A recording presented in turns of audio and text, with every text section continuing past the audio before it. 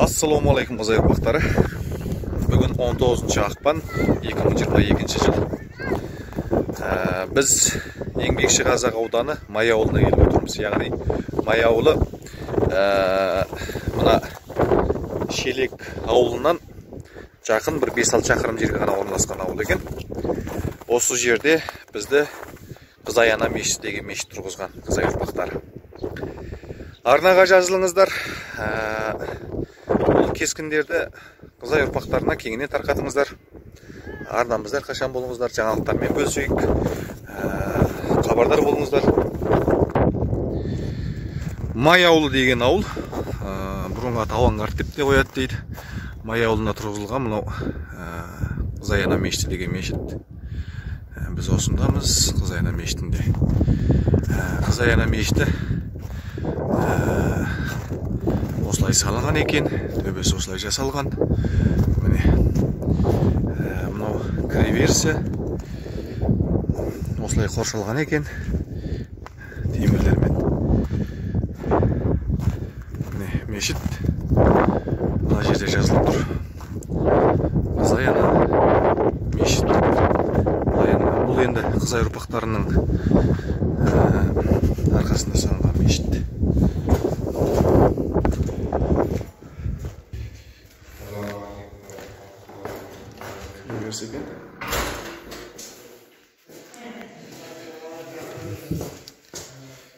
Міне бұдан енді біз әлде құрылыстанудың жүріп жатқанын көруімізге болады.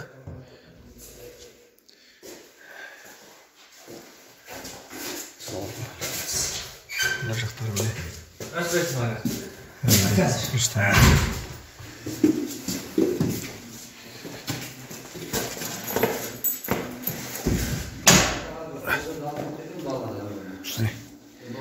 мешіттің іші.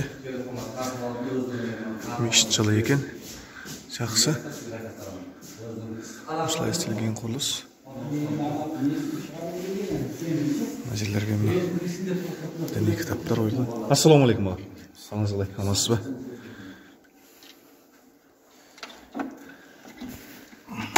Діни кітаптар.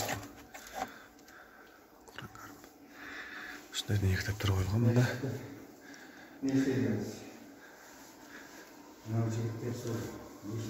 Міне осылай.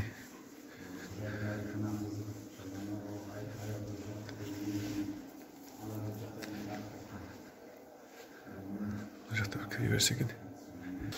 Мешіт мынандай жер астынан жылу беру алқыра жылынады екен. Жылы жақсы. Ассалаумағалейкум аға. Уағалейкумассалам. Сіз осы мешіттің имамысыз ғой? Иә. Аты жөніңіз?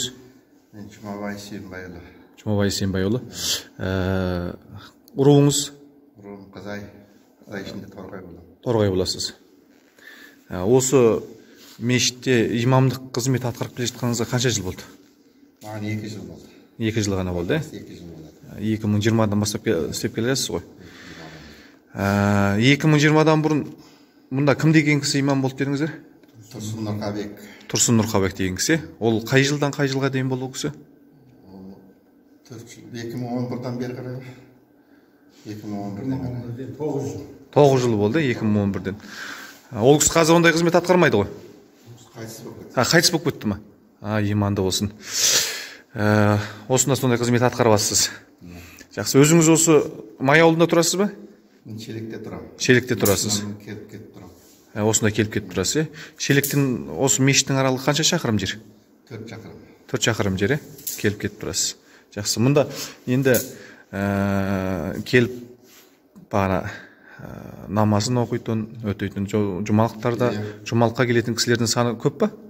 40-50 адам келеді жұмаға. Жұмаға 40-50 адам келеді? Бесінде таң намазда 8-10 адам бар. Таңда 6-7 адам бар сондай. Сондай, Мен таң намазына Шелектен таңертең өше келіп тұрамын. Рахмет, Алла разы болсын сізге. Немене, осы ауылда қанша кісі тұрады? Жерде 170 семья бар. 170 семья бар. Басқа мешіт жоқ қой? Басқа мешіт жоқ. Бірақ жұмалыққа келетін кісі сол 40-50 адам, Иә. 170 семьядан 40-50 адам жумалқа келіп тұрады осында. Рахмет аға. Сіздерге бұрын осы мешітке имам болудан бұрын да имамдық істедіңіз? Емешілікте жаңа мешіт бар орталықта 5 жыл тұрған. Оның Тапашни көшесінде Шелек нөмір 2-ші мешітте 3 жыл имам болған. Одан осы мешітке келдім. Енді Раис аға, сіз толық аты жөніңізді айтыңызшы аға. Раис Әріпжанұлы. Сіз өзіңіз қажыға барған қажы адамсыз ғой. Раис қажы деп айтылады көбінде, солай, қай жылы қажыға бардыңыз? 2011 жылы. 2011 жылы қажыға барып келдіңіз, Енді мұнда қазір қарасақ, мешіт әлі құрылыстану үстінде екен, өйткені құрылыс саймандар әлі жатыр. Енді осы мешіт туралы не айтасыз? Қай кезде басталды? Қандай жағдаймен басталды? Қандай қиындықтар болды? Енді бұл мешіт кезінде Мұқан Маңғытхан деген ағамыз осы бұзылып жатқан құрылысты алып, қаржы шығарып, халық күшімен ұйымдастырып, кішкене мешіттің бейнесіне келтіріп мешіт жасаған. Кейін мешіттің құжаттары болмағандығы себепті бұл мешітті үкімет жауып тастады. Содан осы қай жылы сол бұрынғы құрылыстың орны немене құрылыс екен? Сосын қай жылы кезінде дүкен болған екен, бұл енді үкімет кезінде. Үкімет кезінде. Үкімет тарағаннан кейін бұл бос қалған, содан есік терезелері жоқ, сондай бір күйге түскен кезінде сол Мұқан ағамыз алыпты. Қай жылы? 2008 жылы ма екен, 9 жылы сол. Мешіттің құрылысы сонда 2009-дан басталды ма? Содан басталды, содан Мұқан ағамыз кішкене күмбез тұрғызып төбесіне мешіт қылып жасаған. Біздерге жамағат болып намаз оқыған. Содан үкімет бұның мешіттің құжаты жоқ, имамның құжаты жоқ деген сылтаумен үкімет жауып тастапты. Ол кезде осы бейнесі бар ғой, әзіргі бейнесі. Қаңқасы бар бұлайда. Қаңқасы бар. Қаңқасы бар. Ол кісі төбесін жапты, күмбезін қойды. Күмбезін қойды, ол ақ шифрмен күмбез қойған кезде. Сонымен Мұқан ағамыз сол кезде бір науқастанып, Үрімжіге барып, опрессиядан келіп, сондай бір жағдайда айтты, осы мешіттің жұмысын сен ары қарай жалғастырсаң деп маған табыстады. Қай жыл табыстады сізге? Сол 2011-де. 11-де. Бұл 2009 басталды. 11-де 2 жылдан кейін сізге табыстады. Сіз ол кезде қажыға барып келген кезіңіз ғой? Сонан кейін барып ары қарай мен кішкене басшылық жасап, жұмыс бастадық. Жігіттерді ұйымдастырдық. Сол Мұқан аға бастаған бір топ жігіттер ақша шығарып, мына төбедегі көк күмбезді орнаттық. Сонан кейін мына сыртқы қоршауын жасадық. Көк күмбез қай жыл орнады? 2018-де. 18-де орнады, Ал енді қоршау қай жылы? Қоршауда сол 2018-де жасалды. 2018-де жасалды. Сол кезде. Енді сіз мешіттің документіне жүгірдім дедіңіз, осыны бітіруге. Неше жылда бітті документ? Ол мешіттің жаңағы әкімнің шешімін шығарып, госактын алу ғой бір 3-4 айда бітті. Бірақ бұл мешітті Қызай ана мешіті қылып, Алматы облыстық әділет басқармасында тіркеуге 3 жылдай уақыт кетті. 3 жылдай уақыт. Барам, бір жұмысынға келгенде құжаттарды апарам, бір немесі қайтарып жібереді. Құжатты алып қалады, кейін қайтарып жібереді, одан қайтап барам, сөйтіп жүріп 3 жыл шамасында заңды әділет басқармасында тіркелген мешіт болды. Енді ол құжаттандыруға жеке өзіңіз ғана жүгірдіңіз ғой, Өзім жүгірдім. Басқа қосымша кісі жоқ? Жоқ, өзім жүгірдім. Өзіңіз Бәрі жүгірдіңіз. Алла разылығы үшін. Алла разы болсын сізге. Жаңағы кеткен 5-10 теңге бәрін өзім шығардым. 5-10 теңге. Енді бұл мешіттің осындай құрылыстанып осы дәрежеге келуіне көптеген енді Қызай ұрпақтары қаржылай қолдапты. Соның ішінде енді бағанаға енді бір миллионнан артық, миллионның маңайында қаржы жасаған кісілерден біраз кісілерді атап кете аласыз ба? 2018-де Жұбан деген бауырымыз миллион шығарды, алғашқы жұмыс бастады. Жұбан, әкесінің аты? Жұман ба? Жұбан. Жұбан, Жұбан әкесінің аты.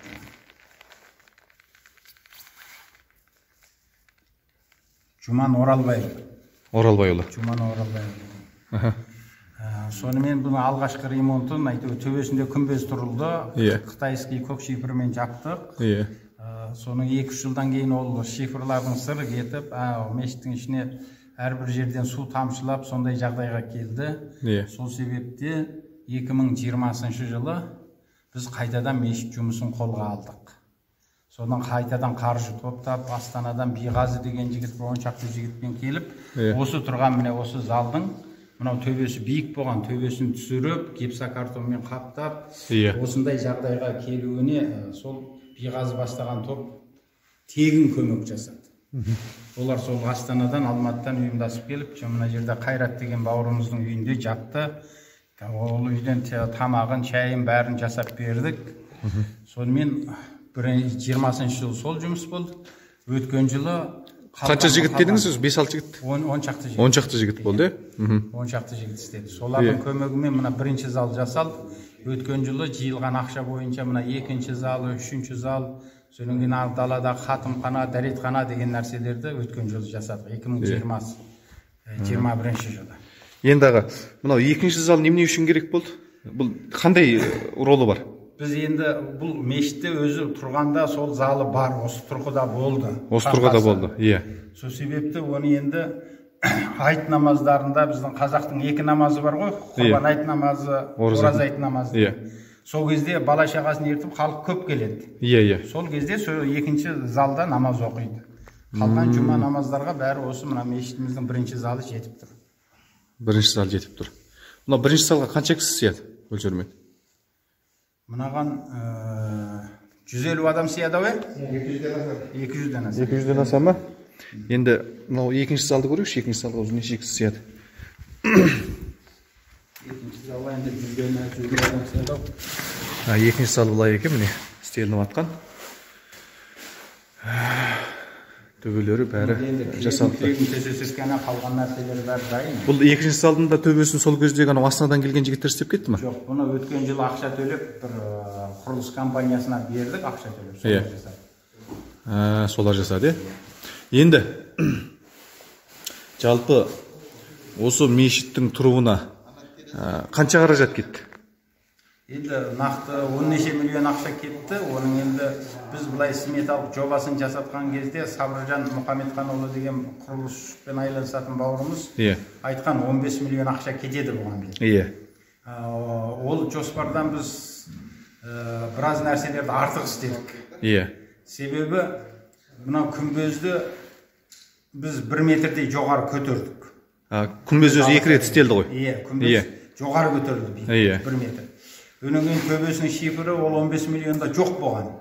Төбесін черепицамен жаптық, бұрынғы қаңылтырын алып тастап. Оның астындағы ернеулерін жаптық. Сонан кейін мына осы тұрған біздің залға жылу жүйесін тартпайтын болып жоспарлағанбыз.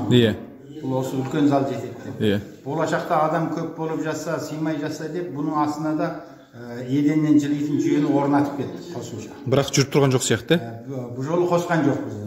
Бір зал ғана жетіп тұрған себепті. Кейін халық көбейсе осы зал, өнен кейін бала оқытатын залы, имамның залы бәріне осы болашақта керек болады деп несін орнатып кеттік, жылу жүйесін. Жылу жүйесін орнатып кеттіңіздер. Енді хатымхана туралы танысайықшы. Әзір хатымханаға барайық, ашып көріп. Жарайды. Бұл кезде парталары тұрады, бала оқитын бөлме. Дастықсы тұрады. Бұл жерде де мына жер асты жылуымен ғой? Жер асты жылуымен. Мынау имамның бөлмесі. Имамның бөлмесі. Бұл жерде креслосы тұрады, ән жерде үстел орындық тұрады, әлі енді оған кет алмай жатырмыз. Мына жерде қанша үстел сияды деп ойлайсыз? Бұл жерде бір 15-20 бала оқиды, мына жерге дейін болса 4 қатар. Мына жаққа 4 қатар болса 2-ден 15-20 бала оқиды ғой. 20 бала оқитында, е?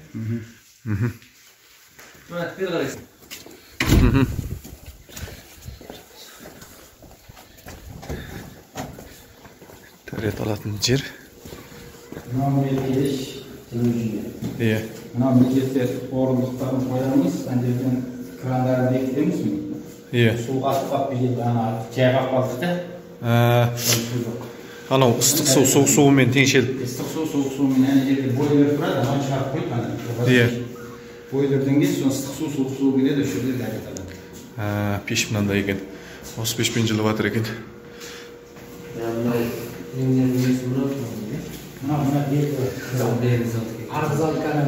Бергіз алды кім жер шығарып қойған, жалған болған.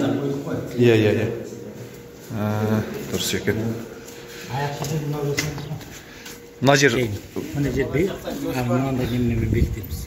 Пластмасс.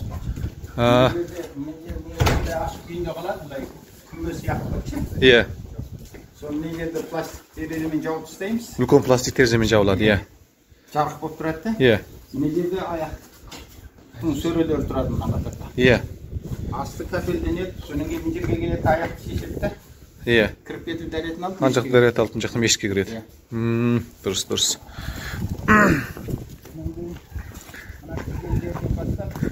Иә. Гүлдікпен төсеп тастайық дегенбіз. Мына есіктің алдында.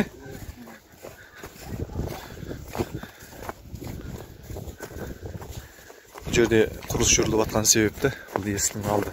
Қазір ессіздеу болып тұр екен. Мынау енді су келетін емне ғой, құбырлар. Мынау су түсетін жер екен. Қатымханамыз мынау деңіз. Анау жағы дәретхана. Бұл қатымхана. Қазір қатымханаға кіріп көреміз.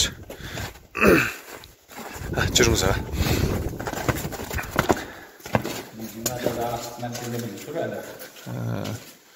Осында міне құрылыс саймандары әлі тұрген. Иә. Бұның қай кезде салынды бұл? Бұрын жоқ қой, салынған жоқ қой? Жоқ, нөлден бастап фундамент құйып, кірпішпен қалап, жауып, осы қалыға. Міне өзі кірпішпен қаланған белгілі болып тұр. Бұл ескі құрылыс емес екен. Енді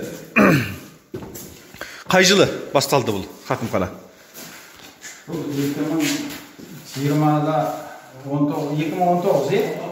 19-да бұның қабырғасын тұрғызғанбыз. Иә. Тек блок кірпішпен. Иә. Соны осы 21-де істеп шықтық қой осынша. 21-де, е? Енді бұда мынау зал. Иә. Жаңа қазан ошақ тұратын. Қазан ошақ тұратын жері. Қазан ошақ чай қайнататын, қазан ошақ тұратын бөлме. Бөлік. Мынау жаңа қабыр жасайтын бөлме. Иә. Мына жерден әкеледі, нәзір болғанда табақтар осында. Осында дайындайды. Етті жасайды, содан залға шығарады. Мынау жылу жүйесі. Жылу жүйесі. Бұда еденнен жылайтын екен, е? Еденнен жылайтын 15-тік турбалармен қойылған екен. Бұға қанша кісі сиятындай етіп мөлшерледіңіздер енді, мына өзі? Қанша кісі сият деп ойлайсыз осының ішіне? 250 адам сият деп тұр ғой. 250 адам сият деп тұрмыз, е? 250 адам сияды. Бұл енді пайдалануға беріледі ғой 2022-ге. Құдай берсе, 22-де үстел орындығын дайындаса, қалған нәрселер негіз дайын. Қазан ошақ, үстел орындық. Қазан ошақ дайын? Иә. Бірақ үстел орындық керек. Үстел орындық керек. Енді оны сатып аламыз ба, жоқ, заказ беріп жасатамыз ба, енді уақыт көрсетеді. Енді мынау мешіттің қалай неме дейміз? Қаражат, қазір сондай қаражат бар ма, мысалы, үстел орындық бір демалатындай қаражат? Бізде енді әзірге қаражатымыздан неге жететін мына алаңды төсесіп кетеді ау деймін қаражатымыз. Енді бір 2 миллион шамасы қаражатымыз қалды. Иә. Үстел орындыққа жетпейді ау менше. Сіз бағана миллион шығарған бір ғана кісіні айтып кеттіңіз. Басқа енді соншалықты көлемді ақша шығарған басқа кісілер болған жоқ па? Жоқ, олар бар, енді оны тізімдікте мен әзір аты жөнін айта алмаймын. Мөлшермен қаншадан? Қанша кісі миллионнан қаражат шығарып берді? 5-6 бар ғой деймін. Анау әлгі Атамекеннің несі берді миллион, Абида деген миллион берді. Абида миллион жарым берді дейсіз ба? Бағанаға құжатыңызда жоқ па ол? Соңғысында жоқ қой деймін, ноутбукта тұр ғой деймін. Ноутбукта тұр ма? Қанша кісі берген, е? Мен чамболып қайтайын сол.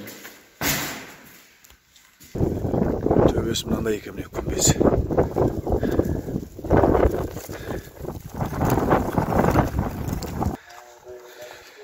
Ойласын ағаштар егілген екен.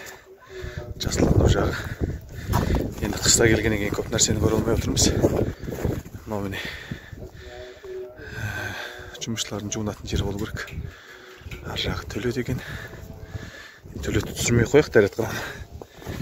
Осындай. Дәретқан түсірмей қоямыз ғой дей ме? Енді сырттан көріп тұрмыз. Дәретқана бұлай 5-тік мөлшерде салынған ба, сондай салыныпты. Мөлшермен. Мына жағынан бәрі өстіп темірмен қоршалған екен.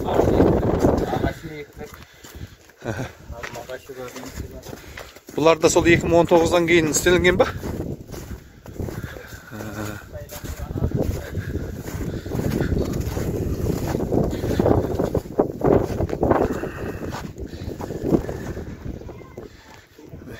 Банамын жағында көрсеттік енді. Ағаштар міне. Тірей берсе. Осы мешіттің алып атқан көлемі қанша жер, аға? 26 сот жері, 26 сот жер екен. Мынау мешіт міне. Мешіттің анау жалғасында қатарында бір үй салынған екен. Салынған үй тұр, соны енді 2 миллион теңгеге сатам деп иесі сөйтіп айтып отыр. Егер мүмкін болса соны сатып алып, Қызаяна мұражайына айландырсақ, ол керемет болар еді. Соны мешіттің жанына мешітке келген адам намазында оқиды. Ары қарай барып Қызаянаның мұражайынан жаңа Қызайдың киім-кешегі, қалпағы, Қызай тақия, Қызайдың қолданған ер тоқымдары, сол сияқты Қызайлардың енді мына жалпы қазақ мәдениетінде өзінің орын алатын ерекшеліктері бар сондай. Соларды осы бір жерден көріп кетсе керемет жақсы болар еді. Бұл енді қазірше идея болып тұр. Оны ар жағында бар екен. Бір 4-10-дық мөлшермен салынған ба, 5-10-дық мөлшермен? Көп үлкен емес сияқты? Шағындау. Шағындау екен. Енді оны салып кішкене кеңейтіп жіберуге де болады ар жағын. Қосымша құрылыс салып дейсіз ғой. Мінендей. Мына жақтарда көне құрылыстар бар екен.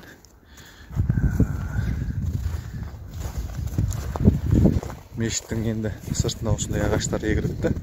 Ішінде шыршалар тұрғызылған екен, шыршалар бар екен. Енді алдында басқа да бір ағаштар егілген екен. Негізі жасылдануы жаман емес сияқты.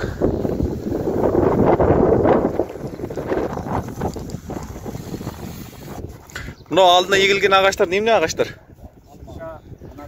Алдың қатарындағы шырша. Гүл өнімі. Алар алма ағаштар, Алма ағаштар 1, 2, 3, 4, 5, 6, 7, 8 қатар болып егілген екен. Алма ағаш егіліпті қатар-қатармен. Бір 7-8-ден түптесеңіз, 8 қатарды 50-60 түп алма ағаш егілген екен. Арыстанбекұлы болам. 80 Арыстанбекұлы дейсіз, Мына мешіттің қазіргі мына кілемдерін сол сіздер алып бердіңіздер ғой? Жай намазын біз алдық. Тастемір ру атынан бір ру болды, жай намазын біз алдық. Тастемір ру атынан, Жақсы. Жақсы екен жай намаздарын көрдік біз. Өте тамаша екен. Солланы қайрат ағалардың тапсырысы бойынша осындай болса деген немелер бойынша солай неткенбіз. Әрбір адам тұраттай бөлек-бөлек болса деп басқа кілемдер табылды. Мына сплошной ешқандай сызуы жоқ. Мынандай жай намаз түптегісін арнайы тапсырыспен Шымкентте тоқтық, алып кеттік қой. Шымкенттен арнайы тоқылған ба мынаны? Шымкенттен арнайы тоқылды. Неме еш жерде алған кезде еш жерде болмады. Нағызат болған жоқ, сонымен Шымкентте тапсырыспен тоқтық. Сонымен бір аптада келді, сол 15 күнде күтті, сол 15 күнде қолына тегізіп бердік қой қайрат ағаны. Мөлшермен қанша қаражат кетті осыған? Есімде жоқ оның қаражатты. Былтыр жаз болып кетті ғой, есімде жоқ. Былтыр неменеде? Ораз айында болады, есімде жоқ. Мөлшермен енді.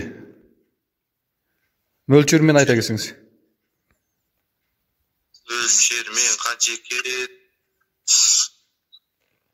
Көру керек оны, есімде жоқ, мөлшерін айта алмаймын ғой. Жарайды, рахмет.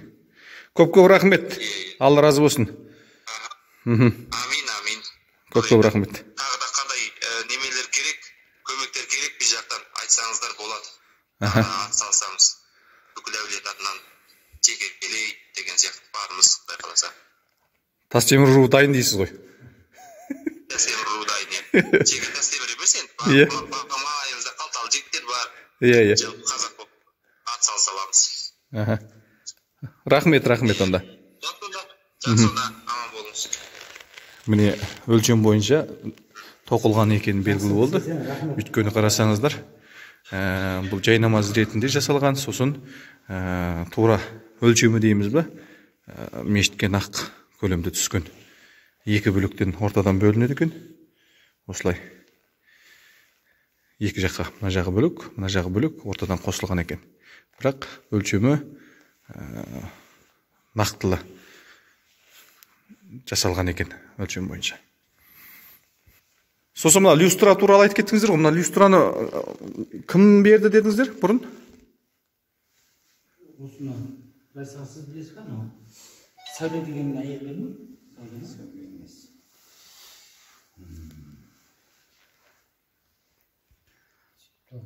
Адам берді негізінен. Атымды айтпа деп айтты дедіңіздер, люстраны берген. Осылай люстра тұр ба төбеде? 5 қатарымен, 5 люстра тұр. Енді сіз бағана бір сөз айтып қалдыңыз ғой, бір жігіт тағы да бір люстра берем, жақсы люстра деп. Мына шырақ саудасымен айланысатын өзі мына Ялянда ғой деген немен ашады екен осы. Оптың шырақ саудасы. Шырақ сататын дүкен ашатын, не? Сол жігіт жалпы осы не керек, айсыңдар болып бәрін алмастырып, жоғын толықтап берем деп сөйтті. Енді оған өзіңіз уақытыңыз болғанда кел деді. Бұйыртса барып осыны жалпы не керегін айтам. Аты жөні кім деген? Жанатбек деп қана айтты атын. Жанатбек деп қана айтты. Сіздің аты жөніңіз кім болады? Қайрат. Әкеңіздің аты? Бекболат. Қайрат Бекболат, да? Жарайды, рахмет. Көп еңбек сіңірген жігіттердің бірі осы Қайрат Бекболат. Иә. Осы жерде құрылыстың керек жағын әкеп береді. Мен қоянды үлкен жақтан бас көз болдым. Иә. Келіншегі осы құрылыс жасағандар үйінде жатты, чай, тамағын жасап берді. Ақысыз бұлайша. Иә. Сіз бас аяғында жүргеніңізге неше жыл болды? Қай жылдан бері барсыз осы мешіттің бас аяғында? Негізі кірісіп істелген 4-5 жыл болды ғой, 18-ден бері. 18-ден бері? Содан бері мешіттің бас аяғында бар екен. Алла разы болсын. Енді біз анау мешітке көлемді қаражат қосқан кісілердің атын атап кестік деп ойлағанбыз. Ол туралы мәліметті енді осы мешіттің бұғалтыры Жамбылат деген ағамыздан сұрастырып жатырмыз. Ол кісі үйінде болмаған себепті қазір мәлімет алмай жатырмыз. Бірақ осыны кескінің артына міндетті түрде сол кісілердің атын атап кететін боламыз. 500 мыңнан жоғары қаражат қосқан кісілердің тізімдерін атап кетеміз қазір. Айтыңызшы, кім дедіңіздер? Әбида Мәлиұлы 1,5 миллион теңге қосқан. Жұман Оралбайұлы 1,1 теңге қосты. Жұмағали Кәмілжанұлы 1 миллион теңге қосты. Сабыржан Мұхамедқанұлы 500 мың теңге қосты. Жалпы 4 миллион 100 мың теңге болады екен. Сіз өзіңіз басында 300 мың, аяғында 200 мың бердім дедіңіз. Одан кейін тағы 50 мыңнан беріп отырған жағдайыңыз бар екен. Сонда негізі 5 миллиондай қаражат негізі осы 5-6 тұлғаның ақшасы екен ғой, Иә, негізі сөйтіп айтуға. Енді жалпы мешітке қанша қаражат шықты деп есептедік бағана? 10 миллион ақша кетті ғой әзірге есепте. 10 миллион ақша кетті. Енді құрметті көрермендер, мешітіміз осы атап өткен кісілердің арқасында орнынан тұрған жағдайы бар. Мешітті өздеріңіз көрдіңіздер, жақсы салынған, жақсы істелінген. Енді менің айтарым, ары қарай үстел орындық алу керек дейді. Қаншама үстел керек? Қаншама орындық керек? Енді үстелдің үлкен кішілігіне қарай болады ғой. Енді 250 адамға арналған үстел мен орындық керек. Жалпы негізі сіздердің қордағы қаражаттарыңыз, ана есік алынға реңді кесек кірпіш соған жесе әрең жетеді. Жесе әрең жетеді. Енді үстелді алып орындықтармен қоюға мөлшермен кем дегенде 2 миллион шамасында қаражат кетуі мүмкін. Енді өйткені бір 250 кісіге туралап істегелі жатыр екен бұл кісілер. Сондай болу қаражат кетуі мүмкін. Енді ас салысып кісілер ас салысып артына дейін тұрғызып 2022 жылы түбегейлі 100% іске қосылып кеткен кемелді бір Қызай ұрпақтарының бір кемелді бір немесі еңбегі ретінде іске қосылып кетуіне тілектеспіз. Сондықтан жалпы Қызай ұрпақтары болашақта егер қаражат жинап жататын жағдай болса, барлықтарыңызды ас салысып, осы мешітті түбегейлі орнынан тұрғызуға еңбектенулеріңізді, қол ұшын берулеріңізді үміт етеміз. Рахмет. Ал туысқандар, мен Сәулетбай Сарықұлы. Біз Еңбекші Қазақ ауданы, Алматы облысы Еңбекші Қазақ ауданы Шелек ауылындағы, Шелек емес Май ауылындағы мешітке, яғни Қызай ана мешітіне барып қайттық. Сол туралы өзіміз не болып, не түсіндік, не білдік, сол туралы бөліскіміз келіп тұр. Ал енді, Бәке. Ассалаумағалейкум, мен Бағдат Батырбекұлы. Өздеріңізбен енді осындай бір YouTube арнада, осылай бір сапарда кездескенімізге әр ретте өте қуаныштымыз. Қолдап жатқандарыңызға рахмет, әлде де қолдап, ары қаратай таратып, жалпыластыра берелік. Біз мынау осы Шелек жаққа келгенде, біздің бірден бірге негізгі келген, негізгі көзімізге түскен Қызай анамыздың атындағы ашылған мешіт болды. Осы мешітті барып көрдік, өз көзімізбен әбден көрейік деп. Бағана группаларға да фотоларын жібердім. Негізі мешіттің құрылыстануы өте тамаша. Енді оның арғы жағын қуаласақ, ол бұрыннан бір тұрған үкіметтің уағындағы салынған бір сауда үйі дейді, мәлім жерлері құлап жетіп қалған. Содан оны жекелей қаржылармен алғашқы бір күнде біраз жасаған сияқты. Соң кейінгіге келген кезде арнаулы бұл Қызай анамыздың атында документтерді жүгіріп, бағанағы Рәйіс деген ағамыз 2-3 жыл соның артында жүгіріп жүріп, соның документтерін толықтап алғаннан кейін бұған ресми бағанағы бір сондай бір әдемі бір кең көлемде бір құрылысты арнаулы жобалап алып жүрген екен. Құрылысыңыздың осы енді тегі бетке басар мешіттің бірі. Жалпы осы Қазақстан ішіндегі, мен барып көріп жүрген мешіттердің ішіндегі сондай әдемі. Ар жағында бағанағы қатым қана дейді, ол енді жасал үстінде екен. Мешіттің ішінде бағанағы намаз оқитын жерлер негізі бітіпті. Бірақ енді мына жағында тағы бір құрылыс, бер жағындағы имам отыратын кеңсе, тағы басқа бұлардың бүкіл барлықтары енді жасалмақшы екен. Орны 20 қанша соты дейді? 24 соты дейді. Орны да кең. Соның жанында тағы да бір салып, жартылай салмай қалған бір үйдің орны тұр. Ол ар жағында екен, жеке бір кісінікі. Бұйырса соны да алып, соғанда осы Қызай анамызға қатысты көптеген мәселе мұражай бола ма, Қызай анамыздың бағанағы атында, осы мешіттің атындағы бағанағы медресе, сондай нәрселерге дейін жобалап салынып келе жатыр екен. Енді жалпы бұл біздің сондай бір мақтанып айтатын құрылыстардың бірі. Жалпы құрылыстану жағына келсек, енді ары қаратай енді өзіңде қандай ой түйдің, енді ары қаратай өзіңді ары қаратай жалғастыра бер. Бұл нәрсе негізі мешіттің басталып осы уақытқа дейін келуіне 15 жылдай уақыт кетіпті. Енді бір мешіттің 15 жыл уақытқа созылуы деген ол масқара нәрсе ғой. Бір жақ енді ол жағы да дұрыс, намыстанарлық жағдай енді ол. Анау қай кезде бір ағамыз айтып қалды, 2 жылда тұрғыздым деді бір мешітті. Біз енді жалпы Қызай ұрпақтары бірігіп жүріп әрең 15 жылға барыптық. Енді бір түсінбеген нәрсем болды менің. Бұл не нәрсе деген кезде бізде 10 жылдай болған, құрылғанына 10 жыл болыпты. Қызай ана қоры деген қор болыпты. Енді соны қордың 10 жылдан бері жиналған қаражаты 8 миллионнан артық қаражат жиналып тұр дейді қазір. Негізі 10 жылдан бері дегенде 5 жылдан бері енді оны арғы қаражаттар біраз істетіп анау мынау құжаттарға енді мүмкін қаражат жиналып жатыр, біраз істетіп жатыр, бірақ істетілген қаражат 1-2 миллион теңгеден аспайды да. Негізі толықтанады 1-2 миллион теңгеден сол қаражаттарды қарасаң, бағанағы кітап шығару, бағанағы қиындығы бар оқушыларға көмектесу, енді ата ананың міндеті ғой. Өтте ерекше жағдай болмаса балаларын оқыту. Шынын қуғанда одан бір өте қиындық емес шығар. Енді қарасақ, осы мешітке бір кезде Райсаға айтып қалды. Мешітке қаражат сұрадық, берген жоқ деді. Иә, ол турасында. Енді не істейді сол 8 миллион теңгені? Соның беріп мешітке, бағана мешіттің құрылысын әлдеқайда бітіріп тастау керек қой. 5 жылдан бері сол 8 миллион теңгені сол немеге салып қойған неме пайдасы бар.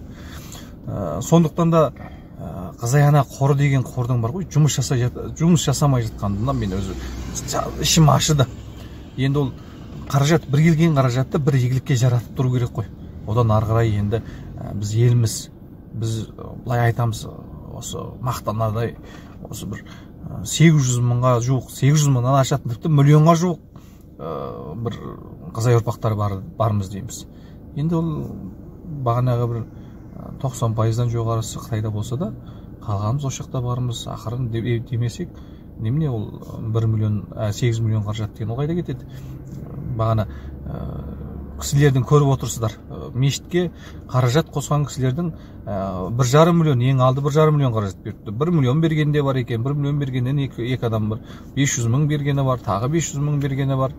Солардың бәрін санайтын болсақ деген 1 миллион 100 мың бергені бар. Санасаңыз оның өзі деген 4-5 миллион ақша. Мысалы. Енді жалпы негізі бағана Қызай қоры бар ғой. Егер ол жұмыс жасап, бағанағы ақшасын, бағана 8 миллион ақшасын бірден мешітке аударып, мешіттің құрылысын бітіріп жерсе, одан кейін кітап шығарама не қылады? Басқа Қызай ұрпақтар көмектеседі ғой. Тағы да қайталанатын дүние ғой. Халық атындағы мысалы бізден бағанағындай 1 миллион қаражат шығаратын басқа кісі шықпай ма? Әрине шығады. Ауқатты, мықты байларымыз бар. Енді мүйізі қарағайдай неше түрлі адамдарымыз бар. Солардың бәрі 100 мыңнан атаса да, енді 8 миллион, 9 миллион теңгені шығаруден аса қиын нәрсе емес. Сондықтан да енді Қызай қорындағы жалпы құрылтайшылар бола ма, енді естіп білген кісілер болса айтарым, шынында мынау шашитын нәрсе. Сондықтан да бар қаражатты жылдың соңына жеткізбей бітіріп тастау керек. Мемлекетімізде сондай ғой. Республика қаржыландырады, әрқандай қаражатты бөледі. Жылдың соңына жетпей сол қаражатты істеп тастайды ғой. Немене? Біздің мемлекеттен артық жеріміз бар ма? Сол қаражатты жинап алайық та, істеп тастайық жыл соңына жетпей. Сосын қайта Қызай ұрпақтары сенімді түрде қаражат бере алады. Істетілмей жатса, оның бәрін біреу жеп алып жатыр ма, біреу үй алып жатыр ма, біреу бір машина алып алды ма деген сияқты идеяларға келіп жүрген біз Қызай ұрпақтарын көрдік. Онан кейін осы сөзіңді бұзайын енді, еске түскенде айта салмаса ұмытылып қалады. Мына осы жердегі Шелек аудандағы бағанағы Май ауылы деді ма?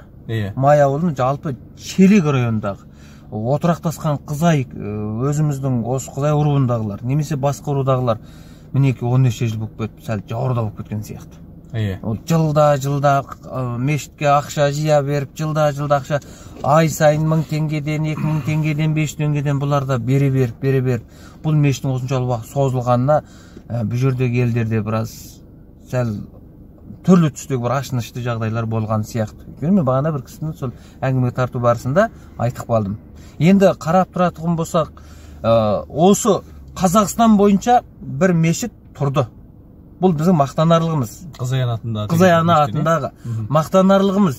Әрі осыны Райс аға бар документті жасатты. 3 жыл жүгірді, оған өз қаржысы кетті, өзінің уақыты кетті. Оған бағана сен айтып отырғандай, бағана Қызай қоры көмектескен жоқ. Көмектеспепті, оны ашық айтамыз. Өзі жүгіріп осы әлетке әкелді. Ал енді қараңызде, Райс ағаның білімін 10 орайтұғын, не бір тарихшы, не бір мама, не бір әкімдік бар. Қызай ұруынан шыққан. Арғысы Астанадан, бергісі Алматыдан, неміз Талдықорғанда, қай жерде болса да жетеді. Райс ағамыздың байлығын 10 орайтұғын, не бір миллион ұрлар, триллион ұрлар бар. Алдына барсаң, аспанға қарап, Құдай санмасын, соншалықты зөң соғыстыратұғын. Мықтыларменен сондай бизнес қорлар да бар. Ал мамандыққа келсеңіз, Райс ағаның мамандығын 10 орайтұғын не бір ғылым иелері бар. Осы өзіміздің Қызай ұруынан шыққан. Жоқ деуге келмейді. Не бір батыр билеріміз шыққан бұл елден ондай мықты шықпайды деп ешкім айта алмайды. Көрдіңіз ба? Қараңыз, осыншалықты 10 орайтұғын сол мықтының ортасындағы қарапайым бағанағы жүрген Райс аға осы Қазақстан өңірі, мейлі ол бағана Қызай анамыздың туған жері болсын, мейлі басқа жер болсын, жалпы Қазақстан өңірінде, қазақ елінің ортасының бір бұрышында болса да, бір тал мешіт болса да көтерді. Бұл қуанарлық жағдай. Ал мықты болса бағанағы миллиардерлеріміз, мықты болса бағанағы ғылым иелеріміз, мықты болса бағанағы мәнсаптыларымыз. Рәйіс ағаның істеген істемесе де, онда осы жерге келіп, осы мешітті гүлдендірмесе де өз жеріндегі билігіне, ақшасына сүйеніп, бағана басқа мұражайларға Қызай анаңға қатысты бір тал бағанағы тарихи Қызай анамызға қатысты мұражайларға кіргіз алды ма? Мәдениеттерін кіргіз алмапты. Бұда енді анау кім деген кісі? Мұхаммед Қамбет. Сол кісінің алып берген нәрсесі болып тұр ғой, бағана құрылысты. Ескі құрылысты алып, соны бағана қарай істеп. Ол кісі енді алып берді, дұрыс алып берді. Бірақ Рәйіс аға қаншама жүгірді. Айтып отырмын ғой, біз аралап Павлодардан шығып, осы жаққа келгенше қаншама мұражайға кірдік. Қаншама мұражайға кірдік. Сол мұражайлардан бір тал Қызай анамыздың қалпағын көрдік ба? Қызай анамыздың кестесін көрдік ба? Жоқты Қызай анамыздың ұршығына оқсайтын ұршық көрдік ба? Қолынан тастамайтын. Айтпақ, осы сияқты нәрселердің қайсын көрдік. Бірде-бір нәрсе көрмедік. Мұражай атаулысынан. Ал енді өскен Рәйіс аға жалпы мешіт болса да көтеріп қойыпты. Енді оған мен Қытайда жүрген кезде мешіт көтерілді деген, мен бітіп кетті деп ойлап жүргем.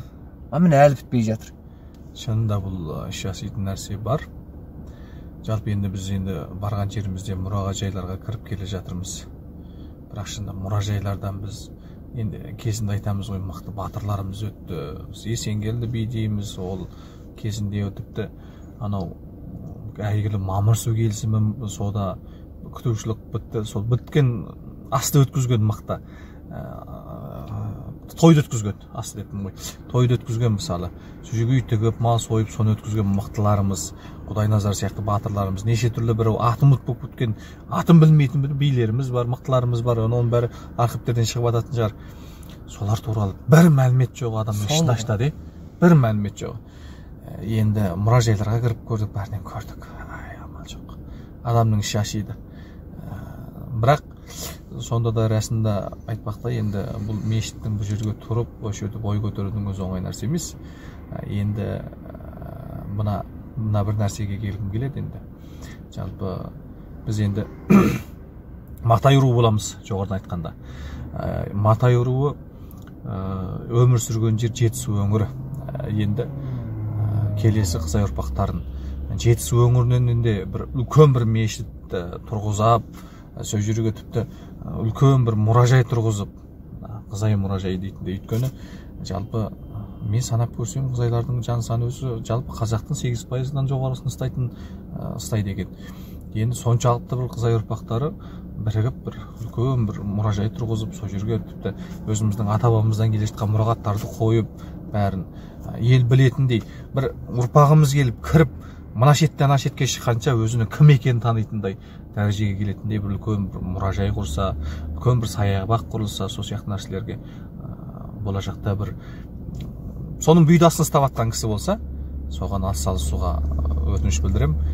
Өйткені енді Жетісу өңірі біздің ата-бабамыздың жері. Енді бұл бағанағы руға бөлінгендік емес, қалай болмасын енді. Ертең күні ойлаймын, мына жалпы Қызай ұрпақтарының бәрін Жетісу өңіріне кірей ұйысса деп ойлаймын, сол жақтан. Бір ауыл болып тұрса деп ойлаймын. Сондықтан да біздің айтарымыз жалпы мешітке көңіліміз толды. Оңай емес. Көңіліміз толды. Рахмет, соған атсалысқан әрқандай бір кісілер, енді аты жөнін толық білмейміз біз. Бірақ білмесек те ол қаншама кісінің қолынан өтіп жатыр. Алтарасы болсын сіздерге. Құдай әрқашан батасын берсін. Әрқашан семьяларыңызда тыныштық, амандық болсын. Арғай бұл игіліктеріңіз жалғаса берсін. Ұрпағымыз сол сіздерден үлгі алып, арғарай игі жұмыстарға атсалысатын бола берсін. Жалпы көңілімізден өтіп тұр.